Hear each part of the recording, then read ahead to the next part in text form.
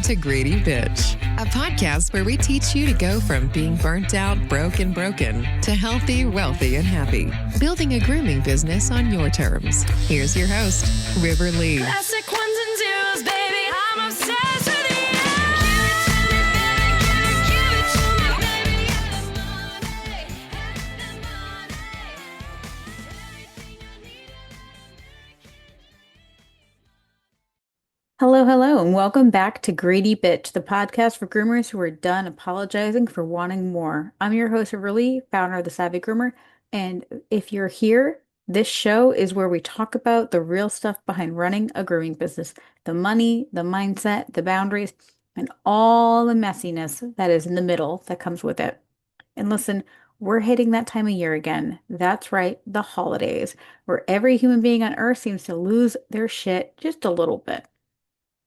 Clients are calling last minute. Everyone suddenly forgot that Christmas comes the same day every single year. People are cranky, they're tired, they're stressed, and I'm sure you are too. But here's the truth, my friend. This isn't just about the holidays. This is about the highlight reel of who people really are under pressure. So today we're going to talk about recognizing the patterns that we've been ignoring. Today's episode is Data Don't Lie, Fix, Freeze, or Fire. I'm going to help you decide how to tell someone, a client, an employee, even a coworker, who has crossed the line from stressful to unacceptable. And even better, we talk about how to stop guessing and start collecting data. When it comes January, you're going to make clear, confident decisions instead of emotional, exhausted ones. All right, so let's take a deep breath, grab your notebook, grab a coffee, and let's get to it. So last podcast, we talked about the patterns we may have been ignoring from clients, the staff, the people who test our patients. Now we're going to flip the script because this isn't just about them, it's about us. You can't talk about red flags without looking at your own dashboard lights because burnout doesn't show up with a neon sign that says you're done. I wish there was an actual check engine light for us, but there's not, right? Instead, it creeps in slowly. It starts small, and before you know it, you're running on caffeine, resentment, and survival mode. So let's get real. Groomers are masters of pushing through. You can skip lunch, ignore back pain, and say, I'll be fine. I'll rest after Christmas. Well, spoiler alert, after Christmas never actually comes, does it? Because it'll be Christmas. And then in January, you're going to have some new project you're working on. And then it's going to be shave down season, or you have something new. There's always some new thing that you need to be working on. And then suddenly it's March and you're wondering why you're crying in your van between grooms. Sound familiar? So let's treat burnout like it actually is data. It's feedback from your body, your brain, and your business. Let's talk stress metrics. Here are a few I want you to start tracking this month. Nothing fancy, just creating awareness. How many meals do you skip this week? Now, if you're like, well, I don't eat breakfast anyway, that's okay. Just write down when you do break your fast. Are you a once a day eater and you eat just once between 3 and 5? Are you eating lunch at noon? And let me ask you, when you are eating lunch, I want you to ask yourself, is this because I'm starving and I can't take it anymore? Or is this a healthy pre-planned meal? And it doesn't mean to be carrots and hummus or anything, but is this a quick drive-through meal? Or is this something that you would send your kid to school with and not feel ashamed? How many times did you vent about a client or a coworker or a employee instead of celebrating a win? I want you to start keeping track of how often do you complain versus celebrate. Now, I'm not saying that everything needs to be a little pom-pom in the air situation, but it also doesn't need to be us constantly pointing out the criticisms. Ask yourself, how many nights did you go home too tired to eat or shower? I also want to include the nights that you have to make a decision between I am too tired to eat and shower. I can pick one, and if you're like, well, I went out and I bought dinner, I went to take out, whatever, that will count, okay? If you do not have the energy to go home and cook a simple meal because you're too tired, I want you to start paying attention to those things. Now, in the morning, how many mornings did you wake up with dread instead of passion and drive? Remember that like time when you were a baby groomer and you were so excited and you would wake up and you're like, oh my God, I can't wait to go in and so is going to be there. How many days do you have that versus when you wake up and you're like, well, I'm not dead. Again, we want to check to see these numbers. Are they creeping up? What's changing? And again, it's not about weakness. We just want information. We tend to think of data as spreadsheets and numbers, but this is emotional bookkeeping.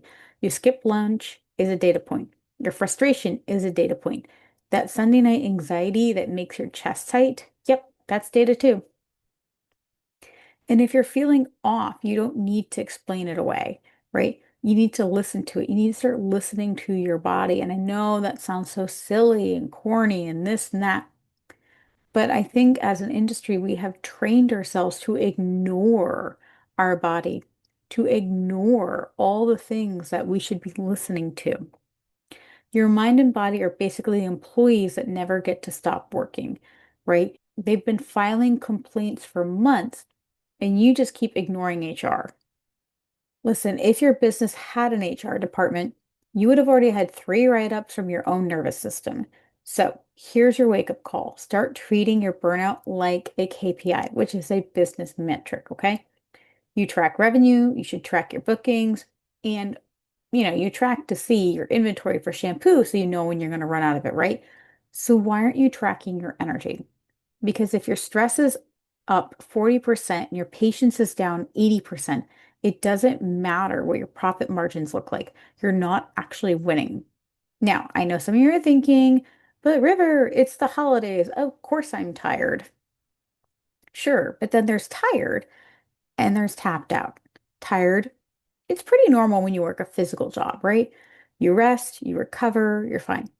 Tapped out is when you wake up and think, I physically can't do this anymore, right? Or you're at the shop and you're in your car and you are fighting with your body and you're saying, all right, open the door, get out of the car. And your body is like, I'm just going to sit here and zone out because I don't want to do it. Tapped out is when you start fantasizing about quitting grooming completely, moving to a cabin and living off the grid with either 12 cats or 12 dogs, maybe some pygmy goats, maybe some potbelly pigs. We can talk about it, right? And listen, I've been there, right? Obviously, right now I'm traveling all over the world and I'm not grooming anymore. That said, this was a situation where I had pre-planned it. It was a long-term plan. What we don't want to do is hit burnout to the point where we have to leave the industry. We want to make sure that we're doing everything strategically and in the best way possible. That's why these stress metrics matter because they can help you catch it early. Here's the pattern I want you to start noticing. When you're at or near your emotional capacity, your behavior shifts. You start snapping at small things. You start resenting the clients that you used to love. You start dreading calls and messages that really shouldn't bother you anyway. And it's not just about you being negative. That's your energy account going into overdraft. You can't keep writing checks for a balance that's already empty. So instead of powering through December like a martyr, I want you to start collecting proof. Proof that your business model might need adjusting, proof that certain clients or staff members are draining more than they're contributing, proof that you're not crazy, you're just overloaded. Maybe you've outgrown your current schedule, maybe you need a buffer day each week, maybe your prices don't actually reflect the level of effort that you're giving. Whatever it is, your burnout is trying to tell you something. Let me give you a quick example. Let's say you find yourself venting about the same client every week, the one who constantly picks fights or questions your prices or, makes something up that just feels like they must be trolling. Why are you keeping those people? Now, I understand why you might be keeping them through the holidays, but our goal needs to be an exit strategy for January, February. And a lot of times, if I asked you point blank, why is this person still on the books? It's this strange sense of loyalty, even though you're not getting that loyalty back. That's not just venting, it's an alarm bell, okay?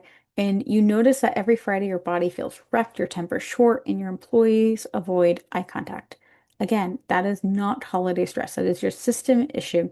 Maybe scheduling, maybe culture, hell, maybe even leadership load. Could be decision fatigue. Whatever it is, it's not a moral failure. It's just a data point. Now, I want you to take your feelings seriously. They're not random, they are little mini reports, okay? If you're venting more than you're grooming, it's time for a change. And that change doesn't need to be dramatic. It might just mean saying no to one extra dog a day or finally letting that client go who's emotionally exhausting since 2018. Or again, it could be delegating, hiring that assistant, right? That virtual assistant that you keep thinking you can't afford, but you've never actually gone and priced the services. Because here's the truth, you can't afford not to, right? You can't grow a sustainable business on burnout. You can't build wealth when your health is tanking. And you sure as hell can't lead others if you're falling apart behind the table. So here's an assignment for the week. Keep track of your external red flags. Start adding yourself to that list. Ask, am I respecting my own boundaries as I expect clients to? Am I honoring my own needs as much as I demand others to honor my policies? Because if you don't treat yourself as like a valued employee, no one else will either. You can't attract respectful clients while respecting your own limits. You deserve a business that doesn't burn you alive every holiday season. You deserve to come home and still have enough energy left to eat dinner, to laugh, to actually live. So start using your burnout as a compass.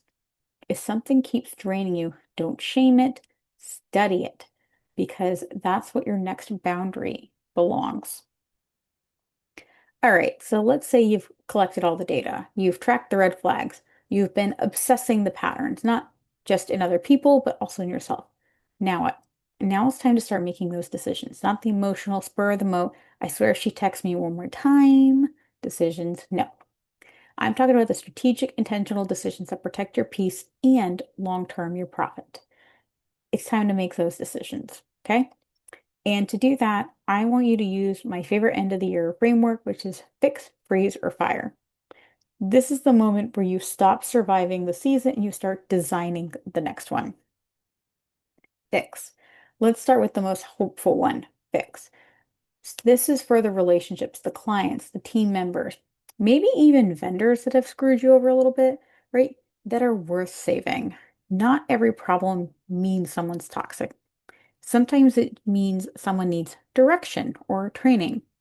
If a client's late but apologetic, or the bather keeps forgetting to restock something but genuinely wants to improve, that's fixable, okay? You fix those situations with conversations, not confrontation.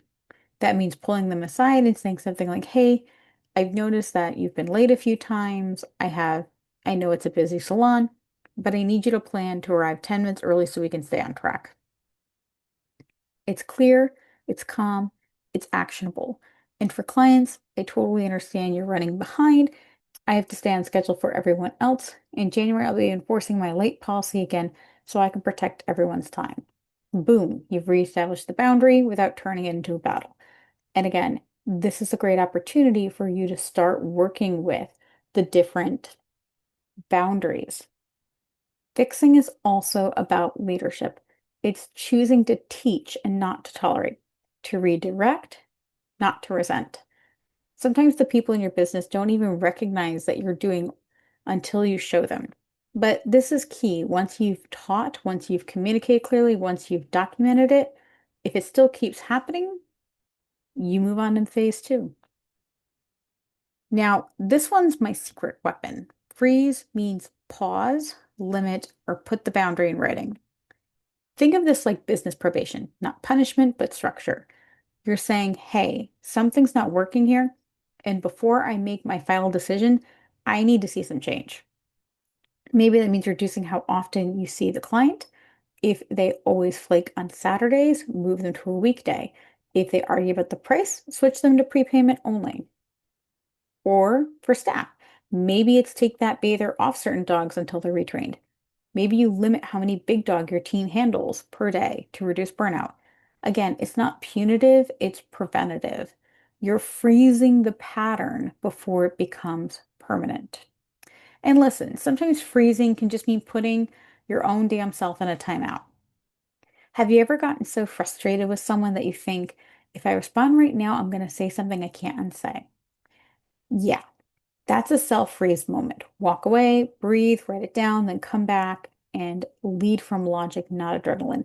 I can't tell you how often I will write a complete wall of text, just angrily write it and let it sit there on Facebook. I now will copy it, I put it into notes. I will walk away, give myself a 15-minute timer, and if I come back and I reread it and I'm like, nope, this is good, I will send it. 9 times out of 10, I don't.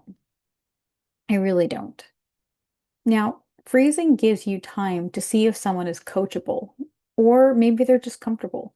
Because if you freeze the relationship and they use that time to grow, awesome, you've salvaged something worth keeping. But if you freeze it and they just keep proving your point, then unfortunately we're ready for the last phase. Well, you knew this one was coming. Sometimes you've given the grace, the guidance, the boundaries, and they still don't respect you. And that's when it's time to bless and release. Now, I know it sounds easy, and I know how hard it really is because firing, whether it's a client, an employee, or a friend in the grooming community, because you could end up firing, let's say, a vendor who is just not stepping up and not reliable, right? It's going to trigger all the people-pleasing guilt you've been trained to carry.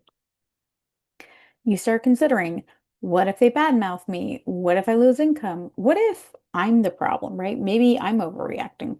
But let me tell you something. You are not losing money when you fire a toxic client.